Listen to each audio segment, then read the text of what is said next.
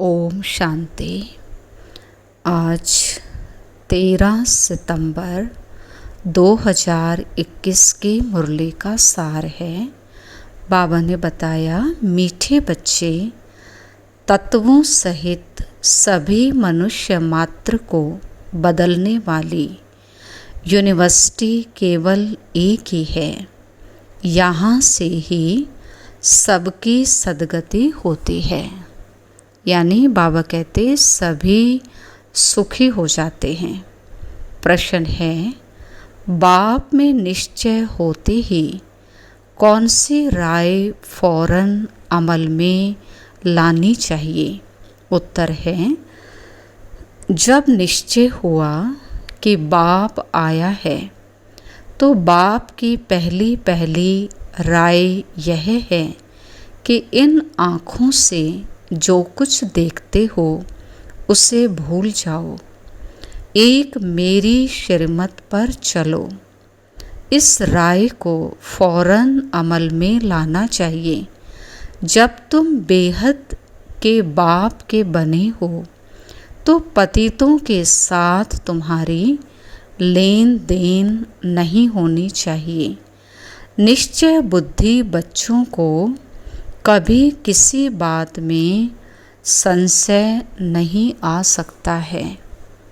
वो हर बात में उनको निश्चय होगा कि बाबा जो कह रहे हैं वही सत्य है और वही अमल में लाना है। और बाबा कहते लेन देन बाबा के साथ करना है, श्रीमत अनुसार करना है, अपनी मर्जी से नहीं करना है। ओम शांति। बाबा कहते ये घर का घर भी है और यूनिवर्सिटी भी है। इसको ही गॉड फादरली वर्ल्ड यूनिवर्सिटी कहा जाता है, क्योंकि सारी दुनिया के मनुष्य मात्र की सद्गति होती है। रियल वर्ल्ड यूनिवर्सिटी यह है। घर का घर भी है, मात पिता के सामने बैठे हैं। फिर यूनिवर्सिटी भी है, क्योंकि बाबा पढ़ाते हैं। स्पिरिचुअल फादर बैठा हुआ है। ये रूहानी नॉलेज है जो रूहानी बाप द्वारा मिलती है। आध्यात्मिक नॉलेज सिवाय परम पिता परमात्मा के कोई भी मनुष्य नहीं दे सकता है। सर्व का सद्गति दाता एक बाबा ही है। सबको सुख देने वाला बाबा है। बाबा द्वारा सर्व यूनिवर्स के मनुष्य तो क्या, परंतु हर चीज 5 तत्व भी सतो प्रधान बन जाते हैं। बाबा ने कहा सबकी सद्गति हो जाती है, सभी बदल जाते हैं, सुखी हो जाते हैं। बाबा ने कहा जो कुछ तुम यहाँ देखते हो इस पुरानी दुनिया में, वो सब बदल कर नया होने वाला है। गाया भी जाता है, यहाँ है झूठी माया, झूठी काया, झूठा सब संसार। ये झूठ खंड बन जाता है। भारत सच खंड था, अभी झूठ खंड है। रचयिता और रचना के बारे में जो मनुष्य कहेंगे वह झूठ ही कहेंगे। अभी तुम बाप के द्वारा जानते हो भगवानुवाच। भगवान एक बाप है, वो हमारा पिता है। वही इस समय आकर हमें आध्यात्मिक ज्ञान देते हैं, हमारी सद्गति करते हैं, हमें सुखी बनाते हैं। तो बाबा कहते हैं संगम कलयुग और सतयुग का जो संगम है, इसी समय बाबा आते हैं।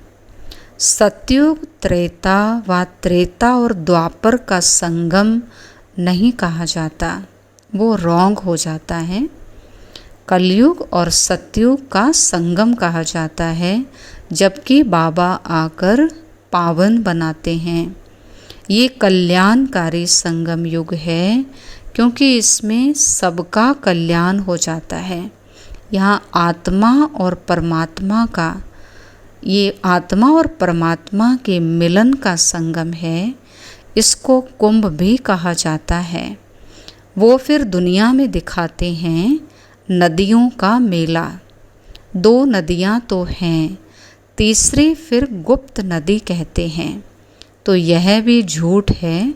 बाबा ने कहा गुप्त नदी कोई हो सकती है क्या? साइंस वाले भी नहीं मानेंगे कि कोई गुप्त नदी हो सकती है। तीर मारा गंगा निकल आई, ये सब झूठ है। गाया भी हुआ है ज्ञान, भक्ति और वैराग्य। ये अक्षर पकड़ लिया है परंतु अर्थ नहीं समझते। पहले पहले है ज्ञान दिन यानी सुख, फिर है भक्ति रात यानी दुख। ब्रह्मा का दिन, ब्रह्मा की रात गाई जाती है। अब एक की तो हो ना सके, बहुत होंगे। दिन होता है आधा कल्प का, फिर रात भी आधा कल्प की होती है। फिर होता है सारी पुरानी दुनिया से वैराग्य।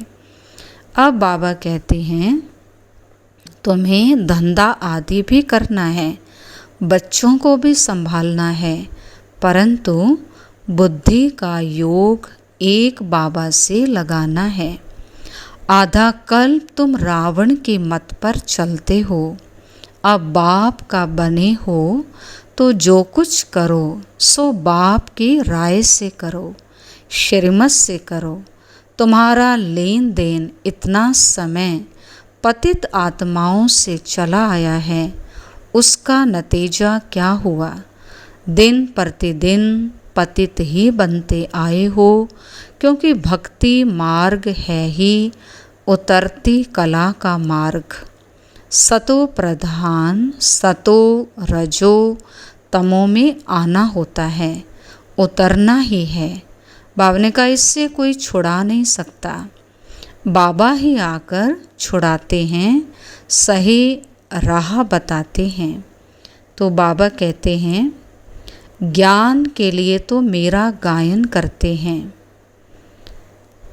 ज्ञान के लिए तो बाबा का गायन करते हैं। आप ज्ञान के सागर हो, हम नहीं हैं। मनुष्य सब भक्ति के सागर में डूबे हुए हैं। सतयुग में कोई विकारों में जाते नहीं। कलयुग में तो मनुष्य आदि मध्य अंत दुखी होते रहते हैं। बाबा ने कल पहले भी ऐसे समझाया था, अब फिर समझा रहे हैं। बच्चे कहते हैं हमने कल पहले भी बाबा से वर्षा लिया था, अब फिर पढ़कर पा रहे हैं। बाबा ने कहा समय बहुत थोड़ा है, यह तो विनाश हो जाएंगे, इसीलिए बेहद के बाप से पूरा वर्षा लेना चाहिए। बाबा हमारा सब कुछ है। बाप कहते श्री कृष्ण को भगवान नहीं कहा जाता, मनुष्य को भगवान नहीं कह सकते, भगवान तो है ही पुनर्जन्म रहित। इनको दिव्य जन्म कहते हैं। नहीं तो बाप कहते मैं निराकार बोलूँगा कैसे, मुझे तो जरूर आकर पावन बनाना है, तो युक्ति बतानी पड़े। तुम जानते हो हम आत्मा अमर हैं, रावण राज्य में तुम सब देह अभिमानी बन गए हो। सतयुग में आत्म अभिमानी होते हैं, बाकी परमात्मा रचता और उनकी रचना को वहाँ भी कोई नहीं जानता। अगर वहाँ भी मालूम हो कि हमको फिर ऐसे गिरना है तो राजाई की खुशी ही ना रहे। इसीलिए बाबा कहते हैं ये ज्ञान प्राय लोप हो जाता है, ये भूल जाता है। इस समय सभी दुर्गति में हैं, सब काम चिता पर बैठकर जल मरे हैं। बाप कहते हैं मेरे बच्चे आत्माएं जो शरीर द्वारा आकर पाठ बजाती हैं, वो काम चिता पर बैठ तमो प्रधान बन गई हैं।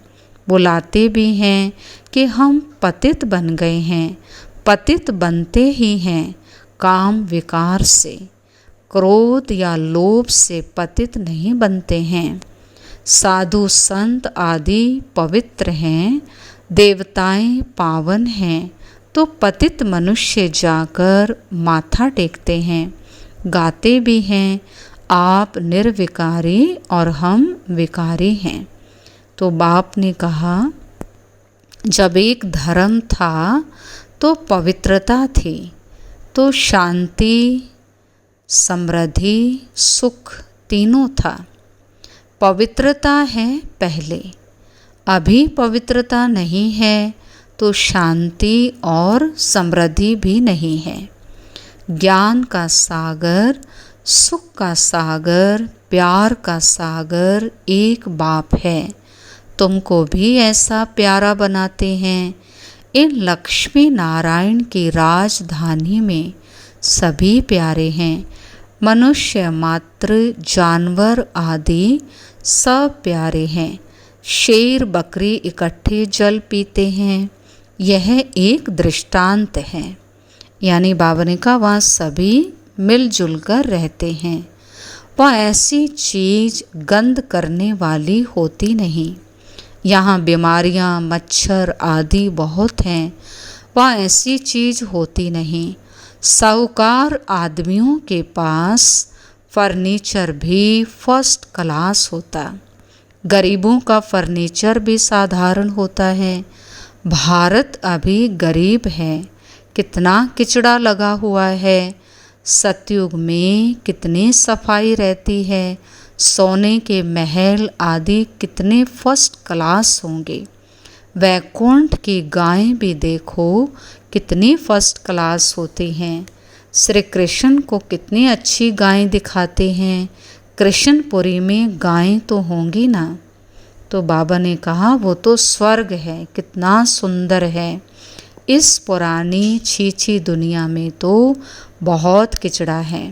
ये सब इस ज्ञान यज्ञ में स्वाहा हो जाएगा। कैसे कैसे बॉम्ब्स बनाते रहते हैं, बॉम्ब फेंकें तो आग निकल आई। आजकल तो ऐसे जीवाणु भी डालते हैं, ऐसा विनाश करते हैं जो बेहद में ख़त्म हो जाएं। हॉस्पिटल आदि तो रहेंगे नहीं जो दवाई आदि कर सकें। बाबा कहते हैं बच्चों को कोई तकलीफ़ नहीं होनी चाहिए, इसीलिए गाया हुआ है नेचुरल क्लैमिटीज, मूसलधार बरसात। बच्चों ने विनाश का साक्षात्कार भी किया है। बुद्धि भी कहती है विनाश तो जरूर होना है। कोई कहे विनाश का साक्षात्कार हो तब हम माने। बाबा कहता अच्छा नहीं मानो, तुम्हारी मर्जी है। कोई कहे हम आत्मा का साक्षात्कार करें तब हम माने। अच्छा आत्मा तो बिंदी है, देख लिया तो क्या होगा, क्या इससे तुम्हारी सद्गति होगी? बाबा कहते हैं ना आत्मा को ना परमात्मा को आँखों से देख सकते हैं, ये तो जाना जाता है, जाना जाता है, अनुभव किया जाता है। तो जानना है, अनुभव करना है और पढ़ाई पढ़नी है। इससे बाबा कहते हैं सद्गति होगी। परमात्मा कहते हैं जैसी आत्मा है वैसे मैं भी हूँ। सिर्फ मैं ज्ञान का सागर हूँ, तुम्हारे में भी ज्ञान है।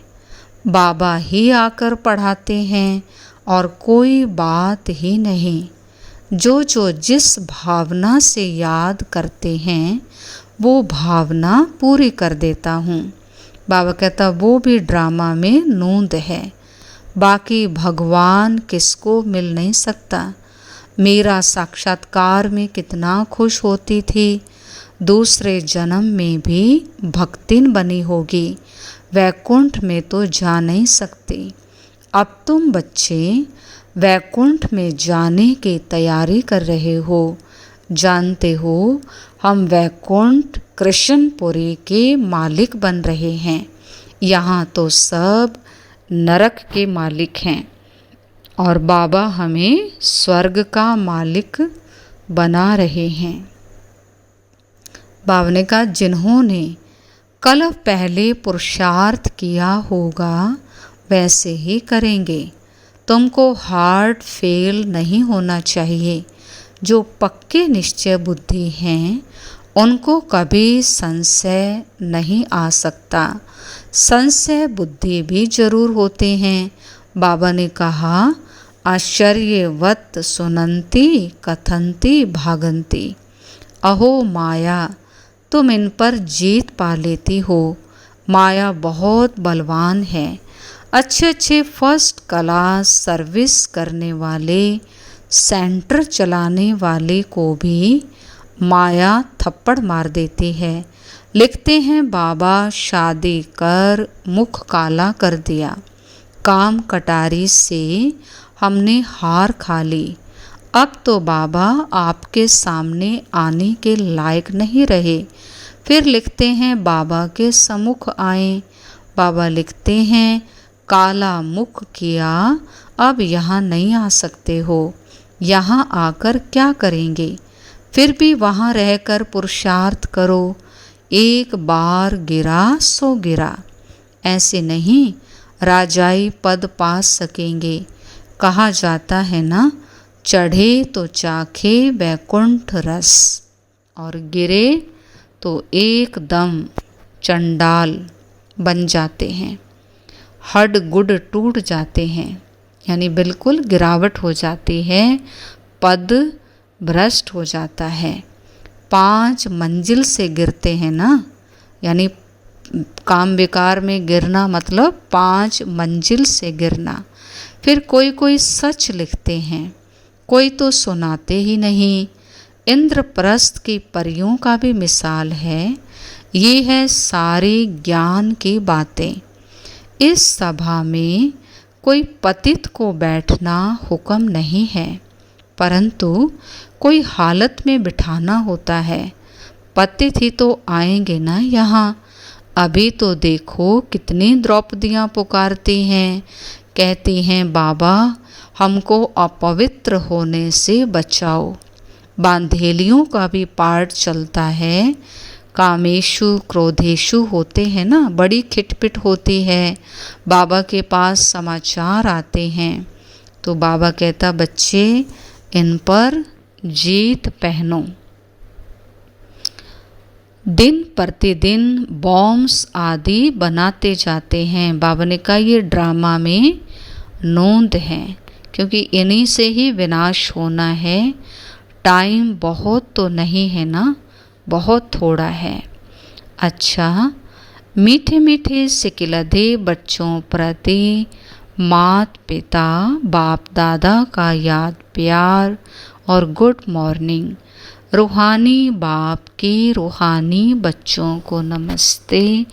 हम रूहानी बच्चों के रूहानी बाप दादा को नमस्ते नमस्ते। Diamond morning, good morning. धारणा के लिए मुख्य सार, सतयुगी प्यार की राजधानी में चलने के लिए बहुत बहुत प्यारा बनना है। राजाई पद के लिए पावन जरूर बनना है। पवित्रता पहले है, इसीलिए काम महाशत्रु पर विजय पानी है। इस पुरानी दुनिया से बेहद का वैरागी बनने के लिए इन आँखों से देह सहित जो कुछ दिखाई देता है उसे देखते हुए भी नहीं देखना। हर कदम पर बाबा से राय लेकर चलना है। वरदान दिया बाबा ने, समस्याओं को चढ़ती कला का साधन अनुभव कर सदा संतुष्ट रहने वाले शक्तिशाली भव। समस्याओं को चढ़ती कला का साधन अनुभव कर सदा संतुष्ट रहने वाले शक्तिशाली भव। बाबा ने कहा जो शक्तिशाली आत्माएं हैं वो समस्याओं को ऐसे पार कर लेती हैं जैसे कोई सीधा रास्ता सहज ही पार कर लेते हैं। समस्याएं उनके लिए चढ़ती कला का साधन बन जाती हैं। हर समस्या जानी पहचानी महसूस होती है कि ये कल पहले भी हम ये समस्या आई थी, है ना, कोई नई बात नहीं है और हमने इसको पहले भी पार किया था। तो वे कभी भी आश्चर्य में नहीं आते बल्कि सदा संतुष्ट रहते हैं। मुख से कभी कारण शब्द नहीं निकलता, लेकिन उसी समय कारण को निवारण में बदल देते हैं। तो बाबा कहते हैं समस्याओं को क्या समझना है? चढ़ती कला का साधन समझना है कि इससे हमारी उन्नति हो रही है, ये आगे बढ़ने का साधन है ना। तब बाबा कहते संतुष्ट रहेंगे और फिर शक्तिशाली भी रहेंगे। स्लोगन है स्व स्थिति में स्थित रहकर सर्व परिस्थितियों को पार करना ही श्रेष्ठता है। आत्मिक स्थिति में स्थित रहकर सब परिस्थितियों को पार करना ही श्रेष्ठता है, श्रेष्ठ आत्मा की निशानी है ना, विशेषता है। बाबा कहते अच्छा, ओम शांति।